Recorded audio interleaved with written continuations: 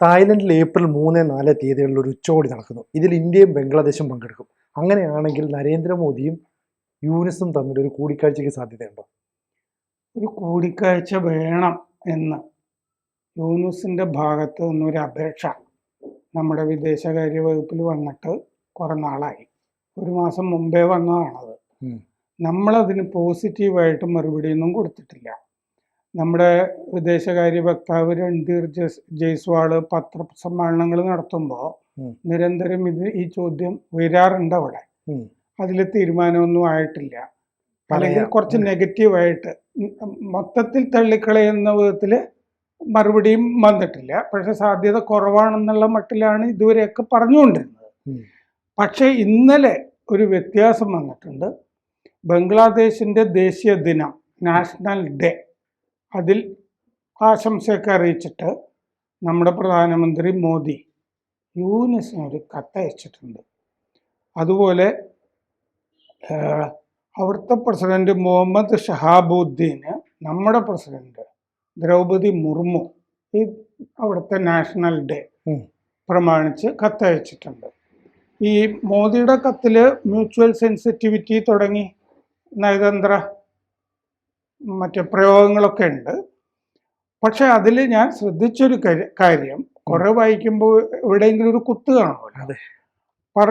മോദി പറഞ്ഞിരിക്കുന്നത് ബംഗ്ലാദേശ് 1971 ബംഗ്ലാദേശ് യുദ്ധം നമ്മൾ ഒന്നിച്ച് പങ്കിടുന്ന ചരിത്രവും ത്യാഗങ്ങളുടെ കഥയുമാണ് എന്ന് മോദി പറഞ്ഞിട്ടുണ്ട്. അതിൻ്റെ അകത്ത് അതിലൊരു കുത്തുണ്ടല്ലോ. അതെ, കാരണം എന്താന്ന് വെച്ച് കഴിഞ്ഞാൽ ഞങ്ങളാണല്ലോ മേടിച്ചു തന്നത്, ഞങ്ങൾ ആണ് നിങ്ങൾക്ക് സ്വാതന്ത്ര്യം മേടിച്ചു തന്നത്. അത് മാത്രമല്ല, മുജിബുർ റഹ്മാൻ അല്ല രാഷ്ട്രപിതാവ് എന്നാണല്ലോ യൂനുസിന്റെയും ജിഹാദികളുടെയും സഹജിഹാദികളുടെയും ഒക്കെ കഴിഞ്ഞ കുറെ നാളായിട്ട് നടത്തുന്ന സെമിനാർ, അങ്ങനത്തെ പരിപാടിയൊക്കെ പ്രചരണങ്ങളിലും എല്ലാം ജിന്നയാണെന്നാണ് പല സെമിനാറുകളൊക്കെ നടത്തിയവര്. ഇതല്ല, പണ്ട് ഇവിടെ ഈ നക്സലൈറ്റുകൾ ഇത് നമ്മുടെ റിപ്പബ്ലിക് അല്ല എന്ന് പറഞ്ഞിട്ട് പാട്ട് പാടിയിട്ട് സെമിനാറൊക്കെ നടത്തുമായിരുന്നു. അത് ബ്രഹ്തോ ആരോ പുറത്തു നിന്നുള്ള ആരോ എഴുതി എന്ന് പറഞ്ഞിട്ട് ഇത് റിപ്പബ്ലിക്കായിട്ട് കുറേ വർഷമായില്ലേ, ഇത് നമ്മുടെ റിപ്പബ്ലിക് അല്ല എന്ന് പറഞ്ഞിട്ട് സെമിനാറുകൾ നടത്തും. അതുപോലെ ഈ കമ്മ്യൂണിസ്റ്റ് പാർട്ടി, അവിഭക്ത communist party, Palakkad party congress വരെ ഇന്ത്യക്ക് സ്വാതന്ത്ര്യം കിട്ടിയതായിട്ട് അംഗീകരിച്ചിരുന്നില്ല. പിന്നെ കെ ദാമോദരൻ, പിന്നീട് CPI വന്ന C രാജേശ്വർ റാവു, അങ്ങനത്തെ ആളുകളൊക്കെ പാലക്കാട് പാർട്ടി കോൺഗ്രസിൽ വെച്ചിട്ട് ബഹളം ഉണ്ടാക്കിയിട്ടാണ് എന്നാ ശരി ഇന്ത്യക്ക് സ്വാതന്ത്ര്യം കിട്ടിയപ്പോൾ തന്നെ കിട്ടിയത് ബൂർഷ്വാ സ്വാതന്ത്ര്യമാണ്. ഇങ്ങനത്തെ ഈ വരട്ട് തത്വങ്ങളും വാദങ്ങളും ഒക്കെ പറഞ്ഞുകൊണ്ടിരിക്കും. അപ്പോൾ അവര് ബംഗ്ലാദേശിൽ പറയുന്നത് ഞങ്ങൾക്ക് സ്വാതന്ത്ര്യം കിട്ടിയത് മറ്റേ ജിന്ന പാകിസ്ഥാൻ ഉണ്ടാക്കിയത് കൊണ്ടാണ് ബംഗ്ലാദേശ് ഉണ്ടായത് എന്നാണ് ഇപ്പോൾ അവർ പറഞ്ഞുകൊണ്ടിരിക്കുന്നത്. അതുകൊണ്ട് പാകിസ്ഥാനുമായിട്ടാണ് കൂടുതൽ ബന്ധം. ജിന്നയെ പറ്റിയിട്ടുള്ള വലിയ സിമ്പോസിയങ്ങളൊക്കെ അവിടെ നടക്കുന്നുണ്ട് ബംഗ്ലാദേശിൽ. മറ്റേ പാകിസ്ഥാനുമായിട്ട് വലിയ ബന്ധം, പാകിസ്ഥാനിൽ നിന്നുള്ള കച്ചവട കപ്പലുകൾ വരുന്നുണ്ട്. കച്ചവട കപ്പലുകൾ എന്ന വ്യാജേന കപ്പലുകൾ വരുന്നുണ്ട്. ഈ കപ്പലുകളിൽ വരുന്നത് ആയുധമാണ് എന്ന് അവിടുത്തെ തന്നെ ഒരു രാഷ്ട്രീയ നേതാവ് പറഞ്ഞിരുന്നു. പിന്നെ ഇപ്പോൾ അവിടെ മറ്റേ വിദ്യാർത്ഥികൾ പുതിയ നാഷണലിസ്റ്റ് പാർട്ടി ഇല്ലേ, സിറ്റിസൺസ് പാർട്ടി എന്ന് പറഞ്ഞൊരെണ്ണം ഉണ്ടാക്കിയിട്ടുണ്ട്.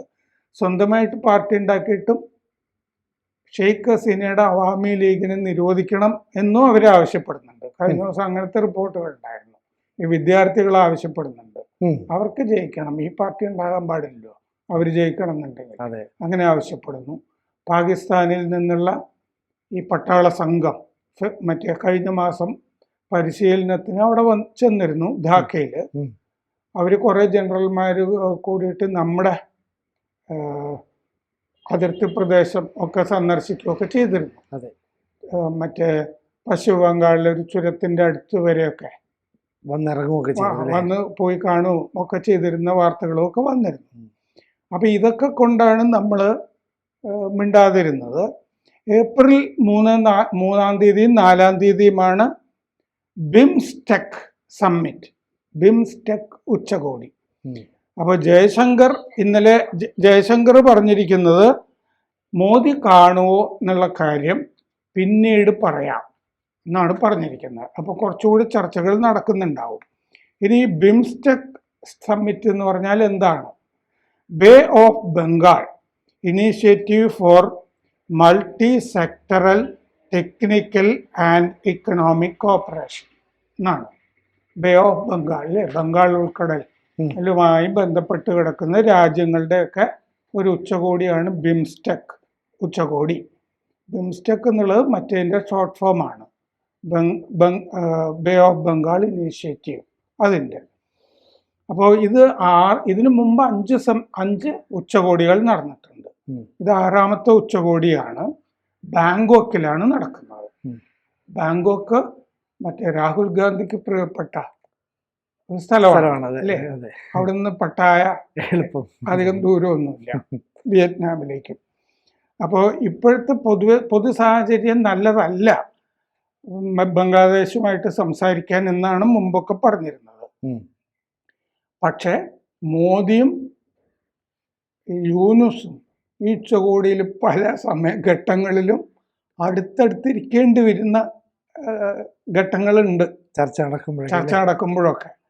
അപ്പോൾ സാധാരണ കുശല പ്രശ്നങ്ങൾ അവർ ചെയ്തു എന്ന് വരാം. വലിയ ചർച്ചകൾ നടക്കാൻ സാധ്യതയില്ല എന്നാണ് നമ്മുടെ MEA, അതായത് ministry of external affairs, MEA വക്താവ് പറഞ്ഞുകൊണ്ടിരുന്നത്. അപ്പോൾ ഇതേപ്പറ്റി ഒന്നും അറിയില്ല എന്നാണ് വിദേശ കാര്യ വക്താവ് രൺധീർ ജയ്സ്വാൾ പറയുന്നത്. അവിടുത്തെ ഈ വിദേശകാര്യം നോക്കുന്ന ഉപദേഷ്ടാവ് തൗഹീദ് ഹുസൈൻ മാർച്ച് 20-ാം തീയതി പറഞ്ഞിരുന്നത് ഞങ്ങൾ കൂടിക്കാഴ്ച വേണമെന്ന് ഔപചാരികമായ അപേക്ഷ വച്ചിട്ടുണ്ട് എന്ന് പറഞ്ഞു. 20-ാം തീയതി പറഞ്ഞതാണ്.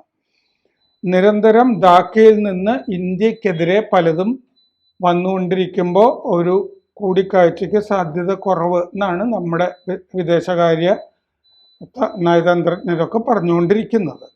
Bangladesh, Bhutan, India, Myanmar, Nepal, Sri Lanka, Thailand ഇത്രയും രാജ്യങ്ങളാണ് ഉച്ചകോടിയിലുള്ളത്. അപ്പോൾ അവിടെ ന്യൂനപക്ഷങ്ങൾക്കെതിരെ വലിയ ആക്രമണങ്ങൾ നടക്കുന്നുണ്ട്. ക്രമസമാധാനം വഷളാണ്. ജയിലിൽ നിന്ന് മറ്റേ തീവ്രവാദികളെയും ഭീകരരെയൊക്കെ അവിടെ തുറന്നു വിടുന്നുണ്ട് അല്ലേ. അതെ, ആ റഹ്മാനിയെ പോലുള്ള ആളുകളെയൊക്കെ തുറന്നു വിടുന്നുണ്ട്. എന്നിട്ട് അവര് നമ്മളുടെ പല സ്ഥലങ്ങളിലും ആക്രമണം നടത്തും. പശ്ചിമ ബംഗാളിൽ ആക്രമണം നടത്തും. നോർത്ത് ഈസ്റ്റിലേക്ക് പിന്നെ ഗേറ്റ് വേ ഉണ്ടാവില്ല, വടക്ക് കിഴക്ക് എന്നൊക്കെ പറഞ്ഞിട്ട് നമ്മുടെ ചിക്കൻ നെക്ക് ആക്രമിക്കും എന്നൊക്കെ അവർ പറയുന്നുണ്ട്. അപ്പോൾ മറ്റേ ഹരേകൃഷ്ണ പ്രസ്ഥാനത്തിൻ്റെ മേധാവി അദ്ദേഹത്തിനെതിരെ പതാക പ്രശ്നം പറഞ്ഞ് ആക്രമണം നടത്തി. അദ്ദേഹത്തിൻ്റെ വക്കീലിനെതിരെ ആക്രമണം നടത്തി.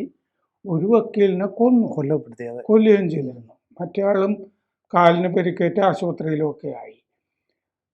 ഇത് ബൈഡൻ ഭരിക്കുവോളം ഒരു നിരന്തര കഥയായിട്ട് ബംഗ്ലാദേശിൽ നിന്ന് ഈ ആക്രമണങ്ങൾ നമ്മൾ കേട്ടുകൊണ്ടിരുന്നതാണ്.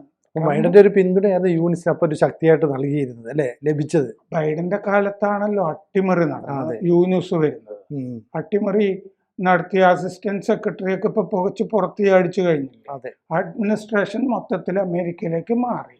ബംഗ്ലാദേശിന്റെ കാര്യം മോദി തന്നെ തീരുമാനിച്ചോട്ടെ എന്ന് മോദിയും ട്രംപും തമ്മിലുള്ള ചർച്ച കഴിഞ്ഞിട്ട് ട്രംപ് പറയുകയും ചെയ്തിരുന്നു, നമുക്ക് ഇഷ്ടമുള്ള പോലെ കൈകാര്യം ചെയ്യാം. എങ്കിലും നമ്മുടെ പിന്നാലെ നടന്നു ഇല്ലേ, അരി വേണം എന്നൊക്കെ പറഞ്ഞിട്ട് നമ്മൾ കൊടുക്കുകയൊക്കെ ചെയ്തിരുന്നു. നമ്മൾ അവിടുന്ന് ഇല്ലേ മത്സ്യം മറ്റേ ദുർഗാപൂജ സമയത്തോ മറ്റോ ഒക്കെ ചോദിക്കുകയൊക്കെ ചെയ്തിരുന്നു. അപ്പോൾ സെപ്റ്റംബറിൽ ന്യൂയോർക്കിൽ ഈ ഐക്യരാഷ്ട്രസഭയുടെ പൊതുസഭ അതിൻ്റെ സമ്മേളനത്തിൻ്റെ ഇടയ്ക്ക് മോദിയോട് ചർച്ചയ്ക്ക് യൂനുസ് അനുവാദം ചോദിച്ചിരുന്നു. അവർ രണ്ടുപേരും ഒന്നിച്ചുണ്ടായിരുന്ന സമയത്ത് മോദി അമേരിക്കയ്ക്ക് പോയപ്പോൾ യൂനുസ് അവിടെ ഉണ്ടായിരുന്നു. അവിടെ വെച്ച് ചർച്ച നടത്താൻ കഴിയും എന്ന് യൂനുസ് ധരിച്ചിരുന്നു. മോദി സമ്മതിച്ചില്ല. അതിനാണ് സ്നബ്ബിങ് എന്ന് പറയുന്നത് ഇംഗ്ലീഷിൽ. നീ പോടേ എന്ന് പറയുന്ന സംഗതി. നയതന്ത്രത്തിൽ അങ്ങനെ പറയില്ല എന്ന് മാത്രമേ ഉള്ളൂ. മോദി അത് അനുവദിച്ചില്ല. യൂനുസിന് ആഗ്രഹം ഉണ്ടായിരുന്നു. ഉം. ഒന്നാമത് യൂനുസ് ഒരു പ്രധാനമന്ത്രി അല്ലല്ലോ. ഉപദേഷ്ടാവാണ്. സാധാരണ ഈക്വലായ ആളുകൾ തമ്മിലല്ലേ ആ, സംഭാഷണം നടത്തുക. അതെ. നമ്മുടെ മറ്റേ വിദേശകാര്യ സെക്രട്ടറി വിക്രം മാസി പോയിട്ടല്ലേ യൂനിസുമായിട്ട് സംസാരിച്ചത് ധാക്കയില്. ഉം. ആക്രമണങ്ങൾ എന്ന് പറഞ്ഞാൽ നമ്മുടെ വിദേശകാര്യ സെക്രട്ടറിയെ ആണ് നമ്മൾ ഈക്വലായിട്ട് കാണുന്നത്. മന്ത്രിയായിട്ട് പോലും കാണുന്നില്ല. മന്ത്രിയായിട്ട് പോലും കാണാൻ പറ്റില്ല. ഒരു ഉപദേഷ്ടാവ് എന്ന് പറയുമ്പോൾ ഒരു ഉദ്യോഗസ്ഥന്റെ തലത്തിലല്ലേ വരുന്നുള്ളൂ. രണ്ട് പ്രധാനമന്ത്രിമാർ തമ്മിലാണ് കാണുക. അതുകൊണ്ടാണ് ഈ പ്രശ്നം വരുന്നത്. അപ്പോൾ ബംഗ്ലാദേശ് പട്ടാളം, പാകിസ്ഥാൻ, ISI അവർ തമ്മിലുള്ള ബന്ധം.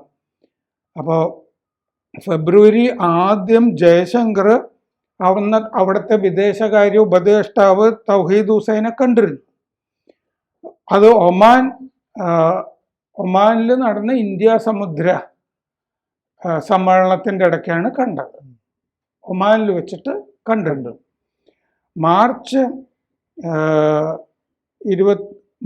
മാർച്ചിൽ യൂനുസ് മാർച്ച് 28, അതായത് നാളെ യൂനുസ് സി ജിൻപിങ്ങിനെ കാണുന്നുണ്ട് ബെയ്ജിങ്ങിൽ. അപ്പൊ ചൈന സന്ദർശനം ഒരെണ്ണം വീണ്ടും ഇടയ്ക്കായിട്ട് വരുന്നുണ്ട്. ചൈനയിലേക്ക് പോവുകയാണ്. കഴിഞ്ഞ ശനിയാഴ്ച RSSന്റെ ഒരു പ്രമേയം വന്നിരുന്നു. ബംഗ്ലാദേശിലും ഹിന്ദുക്കളുടെ പ്രതിനിധി സഭ നടന്നല്ലോ ബാംഗ്ലൂരിൽ. ബംഗ്ലാദേശിൽ ഹിന്ദുക്കളുടെ നിലനിൽപ്പ് അപകടത്തിലാണ്. അതുകൊണ്ട് സർക്കാർ ഇടപെടണം ഇന്ത്യ. അതുപോലെ ഐക്യരാഷ്ട്രസഭയെ കൊണ്ട് ഇതൊരു ആഗോള പ്രശ്നമാക്കി എടുക്കണം. അവിടുത്തെ ന്യൂനപക്ഷങ്ങൾക്കെതിരെ ആക്രമണം, വിരുദ്ധമായ ബംഗ്ലാദേശിലെ പീഡനങ്ങൾക്കെതിരെ ഇന്ത്യ നിലകൊള്ളണം, സമ്മർദ്ദം ചെലുത്തണം, ആഗോള സമ്മർദ്ദം ബംഗ്ലാദേശിനെതിരെ. RSSന്റെ പ്രമേയത്തിൽ പറഞ്ഞിരുന്നു. രാജ്യാന്തര ശക്തികൾ ഇന്ത്യയെ വലയം ചെയ്തിരിക്കുകയാണ് ആ പ്രമേയത്തിൽ പറഞ്ഞിരുന്നു. നമ്മുടെ RSSന്റെ ജോയിന്റ് സെക്രട്ടറി അരുൺ കുമാർ പറഞ്ഞിരുന്നു, 1951 22% ഹിന്ദുക്കളുടെ ജനസംഖ്യ ഉണ്ടായിരുന്നു. ഇന്ന് അത് 7.5% മാത്രമായിട്ട് ചുരുങ്ങി. ഹിന്ദുക്കൾക്കെതിരായ പീഡനം. 1947 ഭൂമിയാണ് വിഭജിച്ചത്. അത് കഴിഞ്ഞ് ഹിന്ദുക്കളെ ഇന്ത്യ സംരക്ഷിക്കും എന്നുള്ള നിലപാടായിരുന്നു. ബംഗ്ലാദേശിലെ ഹിന്ദുക്കൾ നമ്മുടെ ഉത്തരവാദിത്തമാണ്. RSS നേതാവ് പറഞ്ഞു, നമ്മുടെ ഉത്തരവാദിത്തമാണ്, അതിൽ നിന്ന് ഒളിക്കാനാവില്ല. അപ്പോൾ RSSും ബംഗ്ലാദേശില് RSSന്റെ നയം വ്യക്തമാക്കിയിട്ടുണ്ട്. അതുകൊണ്ട് കൂടിയായിരിക്കും ഇപ്പോൾ ഒരു കത്ത് പോയിരിക്കുന്നത്. അങ്ങനെയാണെങ്കിൽ ചിലപ്പോൾ തായ്ലൻഡിൽ ഒരു കൂടിക്കാഴ്ച നടക്കാം. അങ്ങനെ നടന്നാൽ അതൊരു നിർണായക നീക്കവുമായിരിക്കും അല്ലേ? പറയാനുള്ളതൊക്കെ പറയുമായിരിക്കും, അതിൽ സംശയമൊന്നുമില്ലല്ലോ യൂനിസിനോട്. ഈ വക കളിയൊന്നും ഇന്ത്യയോട് വേണ്ട എന്നായിരിക്കും പറയണമല്ലോ. കാത്തിരിക്കാം. കൂടുതൽ വാർത്തകളും വിശേഷങ്ങളും നിങ്ങളിലേക്ക് എത്താൻ ABC മലയാളം സബ്സ്ക്രൈബ് ചെയ്യുക, ബെൽബട്ടനും അമർത്തുക.